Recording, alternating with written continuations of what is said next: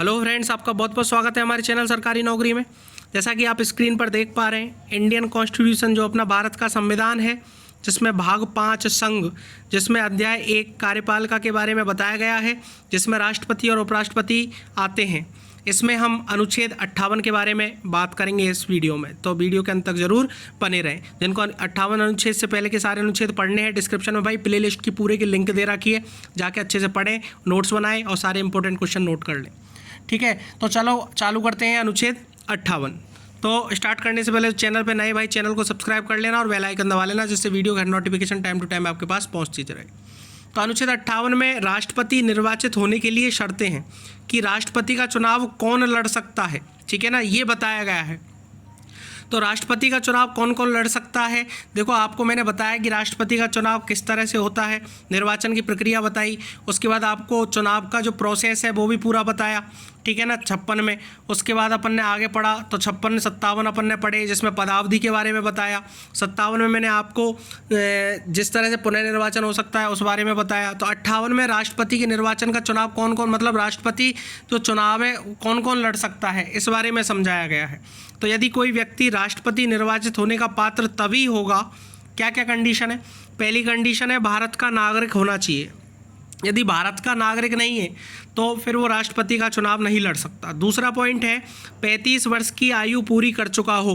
35 वर्ष की आयु पूरी कर जिसने कर ली है वही चुनाव लड़ सकता है। तीसरा पॉइंट, लोकसभा का सदस्य निर्वाचित होने के लिए जो शर्तें हैं वो लागू होनी चाहिए। कहने का मतलब देखो, लोकसभा का सदस्य जो होता है, आगे समझाऊंगा कि उसके लिए क्या शर्तें हैं, थोड़ा हिंट में समझिए। देखो, लोकसभा का जो सदस्य है उसके लिए भी भारत का नागरिक होना जरूरी है और 25 वर्ष की आयु जरूरी है। अब मुझे एक बात बताओ, इसने सेकंड पॉइंट में पहले ही बोल दिया 35 वर्ष की आयु पूरी कर चुका हो, तो ये कोई बात थोड़ी हुई। लोकसभा में जब 25 की तो 25 से बाद ही तो आएगा 35, तो 35 वर्ष के लिए पहले कह दिया इसने, तो इस तीसरे पॉइंट का कोई मतलब नहीं है। फिर भी आप याद कर लो, लोकसभा का सदस्य होने के लिए वो निर्वाचित के लिए शर्तें उसके लिए लागू होनी चाहिए उस पर। ठीक है।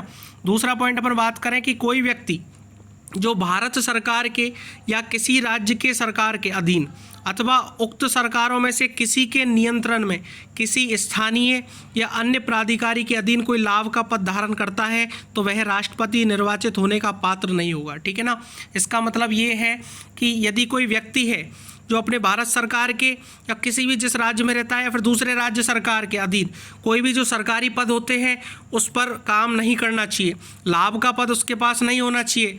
लाभ का पद से मतलब वैसे तो मैं और इसको आगे भी समझाऊंगा, लेकिन थोड़ा सा हिंट समझे कि लाभ का पद का मतलब ये होता है कि किसी तरह से उसको अर्निंग नहीं हो रही हो, ऐसा कोई सरकारी पद नहीं होना चाहिए।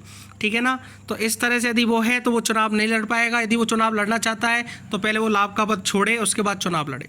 ठीक है ना, स्पष्टीकरण में क्या बोला है कि इस अनुच्छेद के प्रयोजनों के लिए कोई व्यक्ति केवल इस कारण कोई लाभ का पद धारण करने वाला नहीं समझा जाएगा कि वह संघ का राष्ट्रपति या उपराष्ट्रपति या किसी राज्य का राज्यपाल है। जिसका मतलब क्या है कि यदि वो पहले से राष्ट्रपति है और पुनर्निर्वाचन की उसके पास कैपेसिटी है, पुनर्निर्वाचन कर सकता है वो, ये अनुच्छेद आपको इससे पहले वाले में बताया गया है। दोबारा निर्वाचन करना चाहता है तो उसके पास ये नहीं है कि वो राष्ट्रपति तो ये कोई लाभ का पद है। ठीक है ना, राष्ट्रपति के लिए मना किया। यदि वो उपराष्ट्रपति या फिर राष्ट्रपति का चुनाव लड़ना चाहता है तो वो लड़ सकता है। यदि किसी राज्य का वो यदि राज्यपाल है और फिर भी वो राष्ट्रपति का चुनाव लड़ना चाहता है तो भी लड़ सकता है। तो इसमें जो लाभ का पद है वो राष्ट्रपति या उपराष्ट्रपति या किसी राज्य का राज्यपाल नहीं माना जाएगा, अथवा संघ या किसी राज्य का मंत्री भी नहीं माना जाएगा। ठीक है ना, कोई किसी भी संघ का यदि राज्य का वो मंत्री है पहले से तो वो भी नहीं माना जाएगा। जैसे अभी आपने देखा उपराष्ट्रपति के केस में, अभी देखा होगा, राष्ट्रपति केस तो नहीं है लेकिन उपराष्ट्रपति जो अभी जगदीप धनखड़ जी बने हैं ये बंगाल के राज्यपाल थे।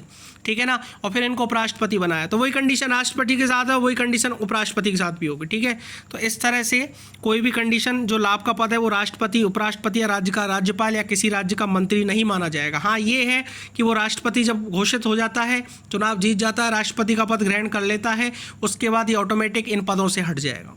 ठीक है, तो ये आपका अनुच्छेद 58 बताता है जो राष्ट्रपति के निर्वाचन होने की शर्तें हैं। तो यहाँ तक जिसने वीडियो देखी अच्छी लगी तो लाइक करना, कमेंट करना, कोई सजेशन देना हो या कोई कमी हो या फिर कोई आपका डाउट हो तो आप कमेंट कर सकते हो, उसका सॉल्यूशन आपको कमेंट में बता दिया जाएगा या फिर नेक्स्ट वीडियो में आपको उसका सॉल्यूशन मिल जाएगा। Thank you very much.